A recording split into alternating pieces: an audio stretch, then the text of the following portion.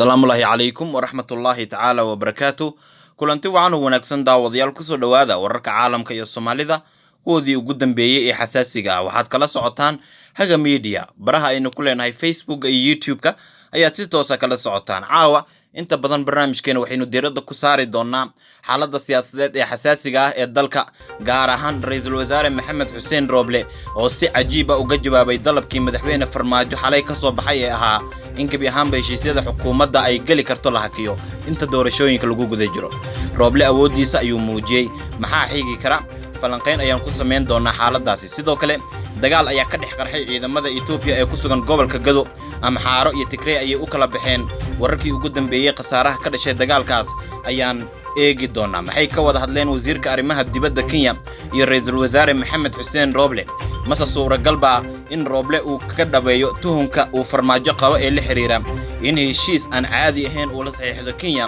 ka oo Farmaajo u diidaya hurdada. Sidoo kale barnaamijka waxaan ku soo qaadan doonaa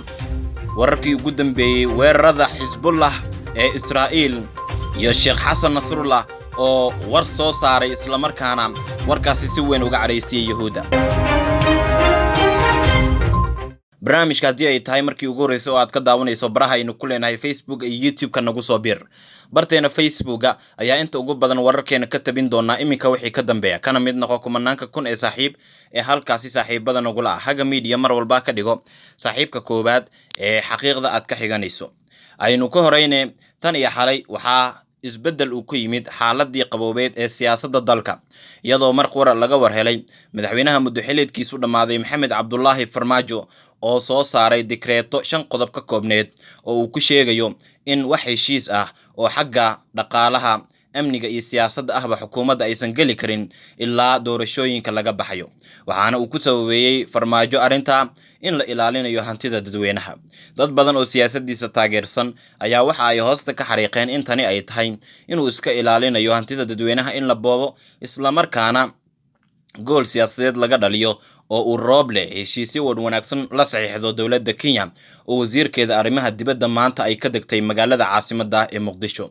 haddaba Roble gelinkii dambe ee maanta war xasaasi ah ayuu soo saaray, wuxuuna hoosta ka xariiqay in Farmaajo dalka uusan waxba ka ahayn oo isagu uu yahay ninka gabi ahaanba dalka hogaaminaya, xukuumaddana wuxuu ugu baaqay shaqooyinkooda si caadi ah inay u wataan. tani waxa ay keenaysaa in Farmaajo candhuuftiisa dib uu u laqo, maadaama baarlamaanka hortiis uu horay ugu wareejiyey awoodda guud ahaanba doorashooyinka iyo hoggaanka dalka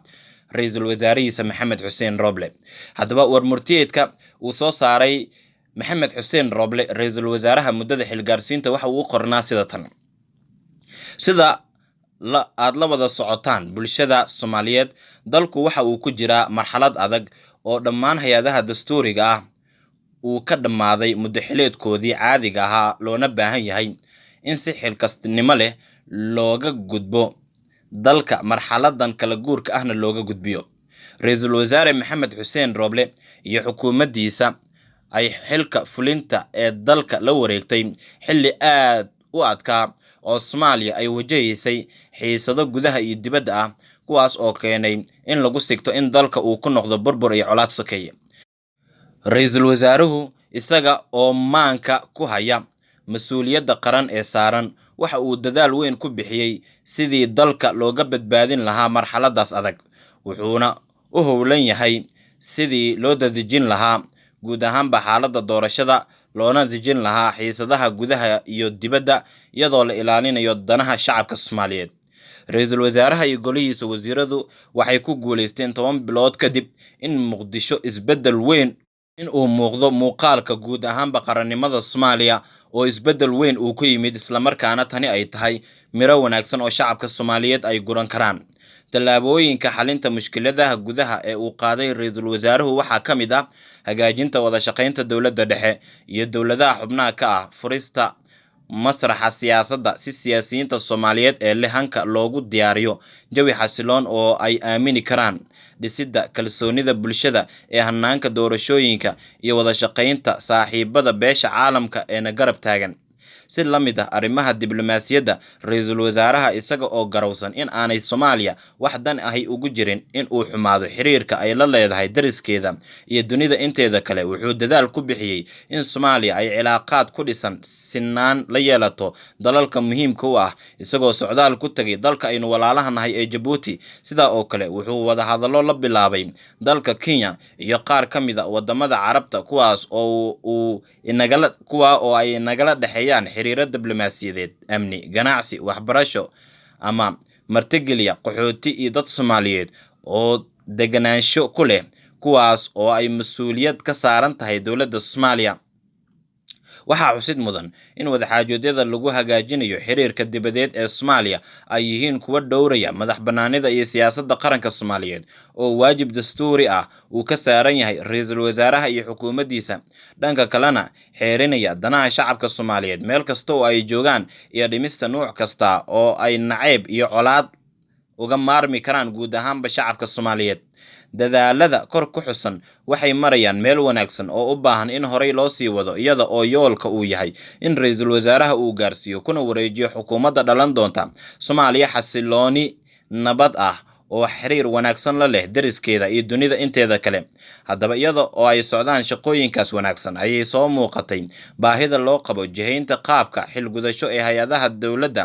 marxaladda soo socota sida awgeed ra'iisul wasaaraha xukuumadda federaalka oo cuskuday qodobka 97 farqadiisa koowaad ee dastuurka ku meel gaarka ah awoodda fulinta jamhuuriyadda federaalka waxaa leh golaha wasiirada waxayna u qabanayaan sida dastuurka ku tilmaaman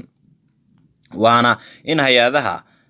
ay arintan ka fekeraan waana hay'adda ugu sareysa fulinta maamulka dalka ayaa lagu yiri waxaa tani ay muujinaysaa in Maxamed Xuseen Roble jawaab waafi ah uu siiyay madaxweyne Farmaajo oo uu cadeeyay in muddaxileedkiisa uu dhamaaday xaqna uusan u lahayn gabi ahaanba ka hadlida xaaladda la xiriirta hanaanka doorasho ee dalka iyo cidda wadaxaajood uu la furiyo ra'iisul wasaaraha